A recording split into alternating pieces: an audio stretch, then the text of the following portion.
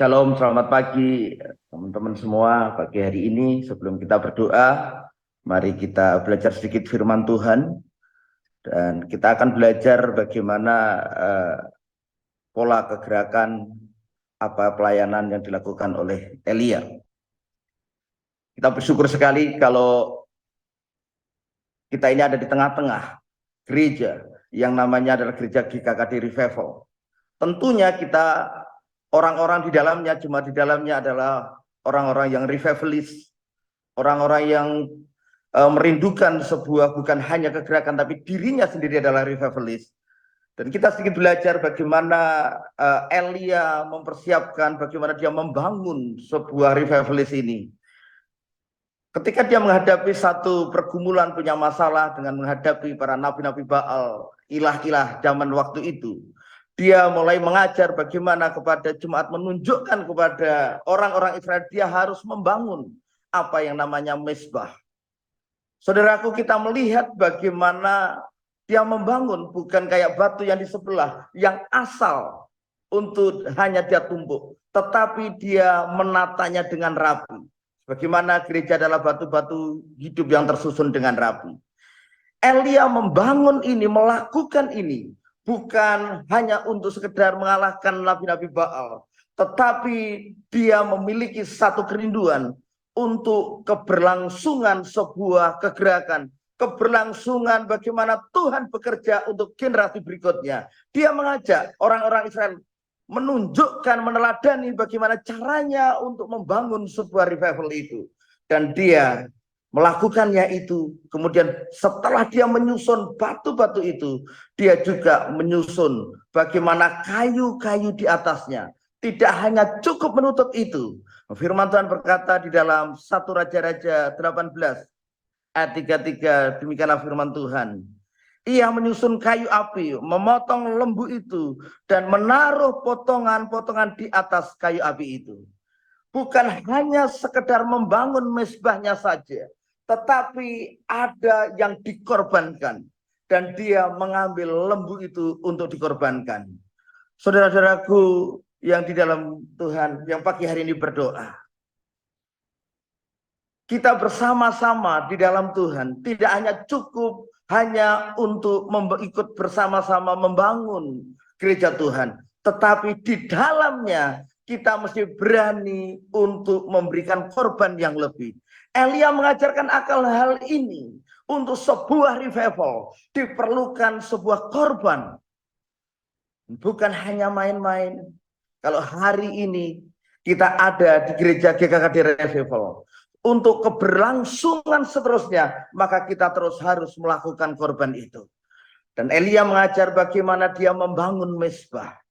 Hari-hari ini ada banyak orang di dalam gereja, tetapi mungkin dia tidak membangun mezbah. Nah, selanjutnya di dalam Mazmur dikatakan, korban sembelian kepada Allah ialah jiwa yang hancur, hati yang patah dan remuk, tidak akan kau pandang hina ya Allah. Saudara-saudaraku, Allah merindukan bukan hanya semacam korban sembelian saja, tetapi dia merindukan bagaimana hati kita sendiri, hidup kita sendiri yang memberikan korban itu. Dan korban yang Allah rindukan adalah hati yang hancur. Saya belajar akan hal ini. Kita harus mengalami akan hal ini. Bukan hanya sekedar korban uang, tenaga dan sebagainya, tanpa hati kita mengalami sebuah peremuan, mengalami sebuah belas kasihan yang tinggi. Mengapa kita harus lakukan ini? Karena Allah mau kita bukan hanya mengerjakan sesuatu yang biasa.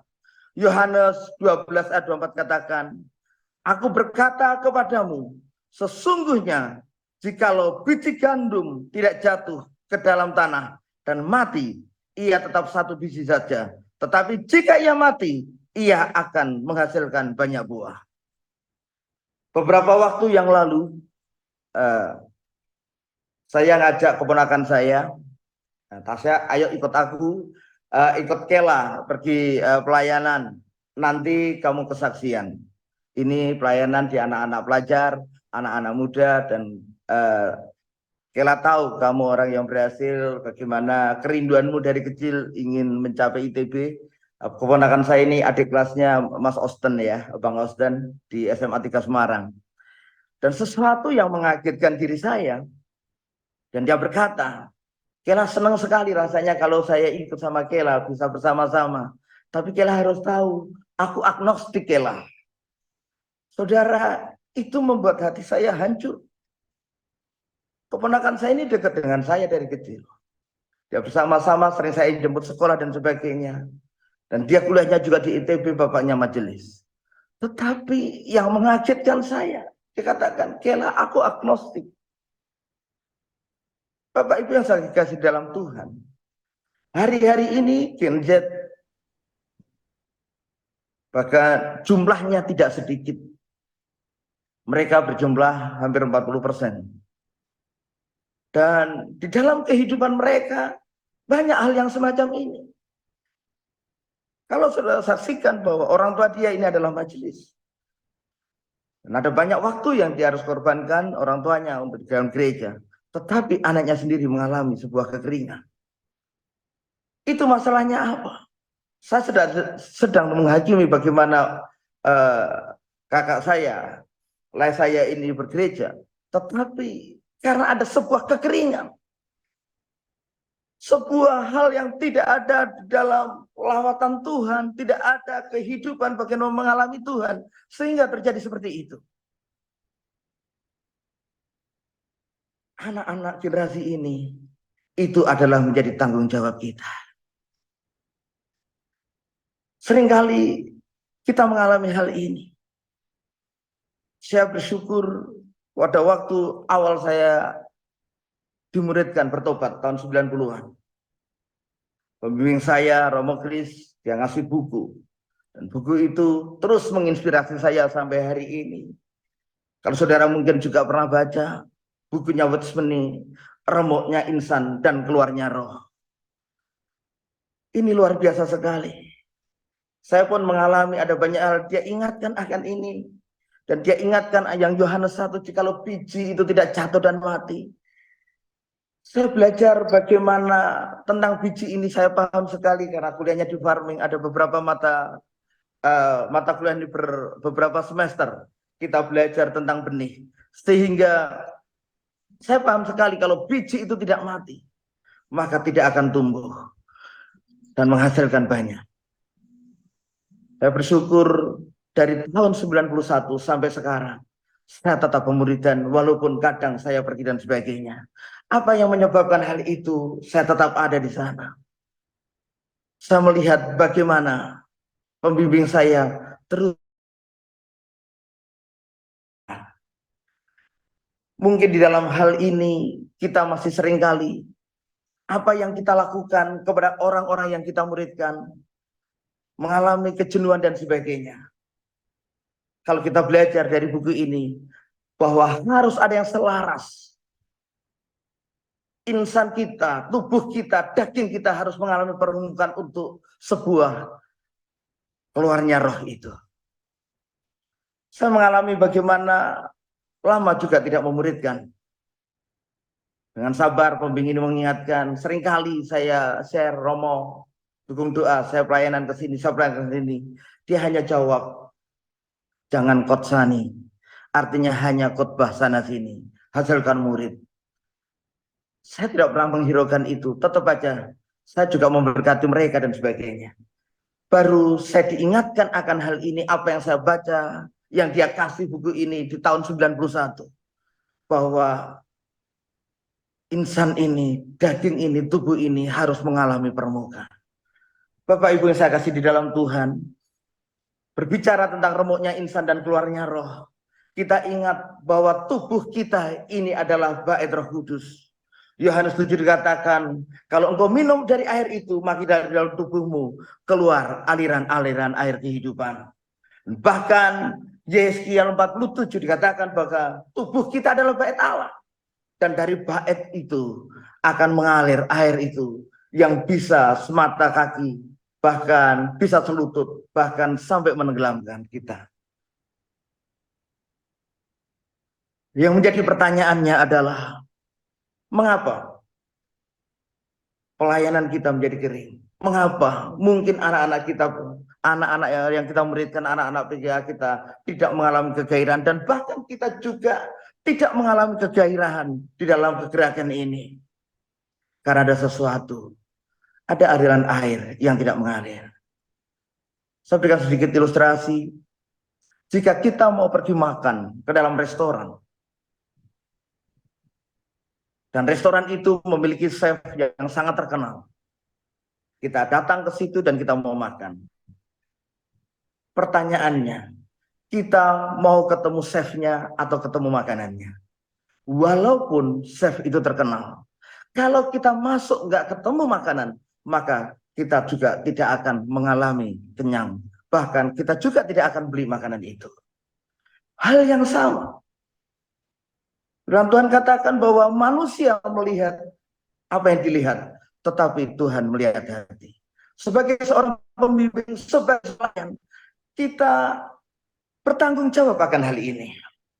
Pelayanan kita bukan hanya sekedar kita bisa apa yang dilihat, bukan hanya sekedar sebuah rutinitas, tetapi bahwa orang yang kita layani, dia merindukan apa yang namanya kehadiran Allah. Generasi ini butuh apa yang namanya kehadiran Allah.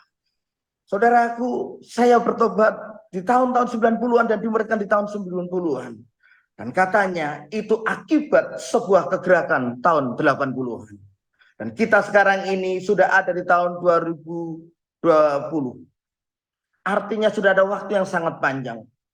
Pertanyaannya sekarang adalah, generasi-generasi muda seterusnya, apakah dia terus mengalami Tuhan? Dan itu menjadi tanggung jawab kita. Di tahun itu, untuk kita membeli motor saja, kita perlu doa puasa. Di tahun-tahun itu, untuk kita mencari sebuah ilmu, kita harus tanya sana sini dan sebagainya. Kita harus menggali buku, kita harus membuka buku belajar dan sebagainya. Ada sesuatu yang beda untuk sekarang ini. Beberapa waktu saya kaget, karyawan bawa motor baru. Loh, nah, motormu kok baru? Iya Pak, loh kamu kan cepat sekali punya uang dari mana? Ini motor tanpa DP Pak. Saudaraku, hari ini orang tidak punya duit, dia bisa pulang bawa motor, dia bisa pulang dengan DP sedikit bawa mobil.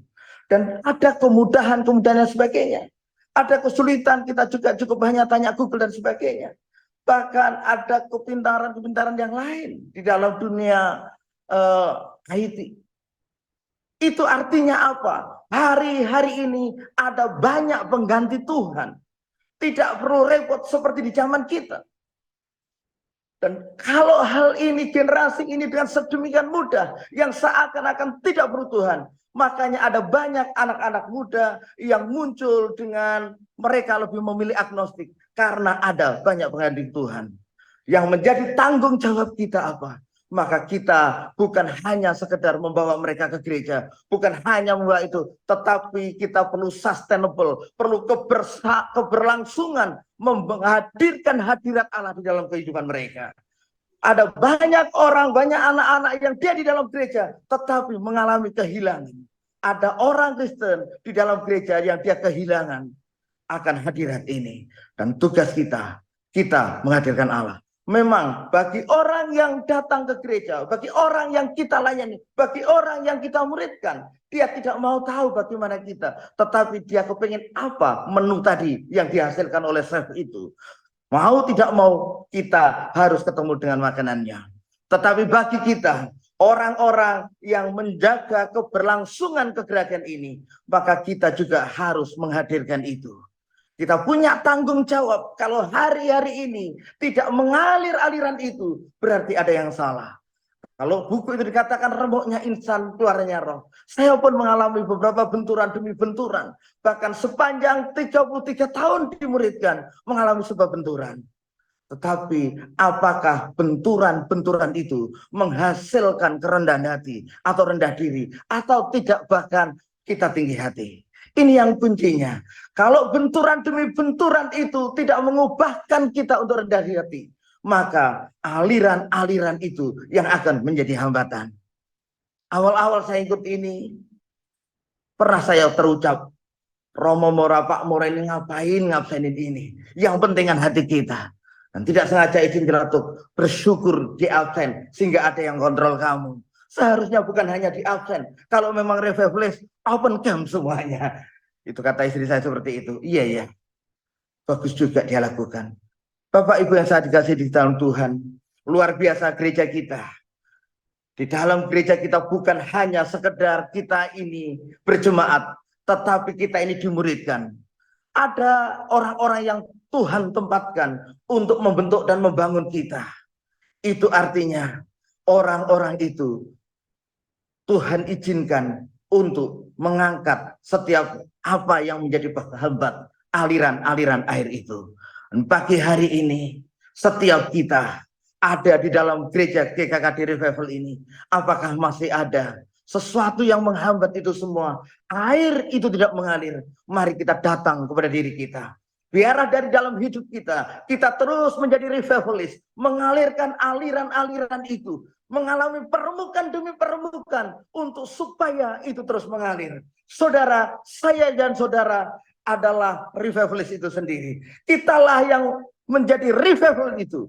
Dan jangan pernah menyerah. Mari kita bersama terus kita sampai push to the limit, sampai itu keluar. Kita di-push. Ada orang-orang yang sudah Tuhan tentukan. Ada orang-orang yang sudah Tuhan berikan untuk mengepus kita. Untuk kita menjadi revivalis. Biarlah GKKD Revival bukan hanya sekedar GKKD sebuah nama. Tetapi di dalamnya terisi orang-orang yang betul-betul mengalami permukaan, mengalami sebuah keluarnya roh yang begitu luar biasa, sehingga hidup kita terus mengalir menjadi revivalis. Bukan hanya orang lama dan orang baru, tetapi kehadiran kita, apa yang dilakukan, yang kita lakukan bersama-sama, kita terus akan lakukan. Sehingga kegerakan ini akan kita berikan legacy kepada generasi seterusnya. Biarlah kita terus bergairah untuk mewariskan ini untuk generasi selanjutnya. Terima kasih, Tuhan memberkati.